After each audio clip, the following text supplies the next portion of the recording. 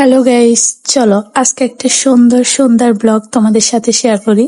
তো সবাই আশা করতেছি অনেক ভালো আছো, আমরা আলহামদুলিল্লাহ অনেক ভালো আছি। তো এখন একটা জায়গা খুবই আমাদের ফেভারিট হয়ে গেছে, সেটা হচ্ছে ঢাকা ভার্সিটির মোড়, মানে ঢাকা বিশ্ববিদ্যালয় ভার্সিটির মোড়, টিএসসির মোড় বা শাহবাগ, যে যেটা নামেই চিনো। তো আমি কিন্তু এই কয়টা নামে এখানে চিনি। তো এই জায়গাটা ইদানিং খুবই ভালো লাগে, এখানে আসা, চায়ের আড্ডা দেওয়া অনেক ভালো লাগে।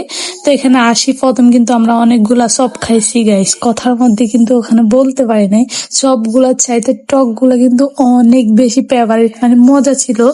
যার কারণে তোমরা যদি 5টা চপ খেতে চাও না, ওই টকের জন্য তোমার আর 10টা চপ খেতেই লাগবে, এত টেস্টি ছিল।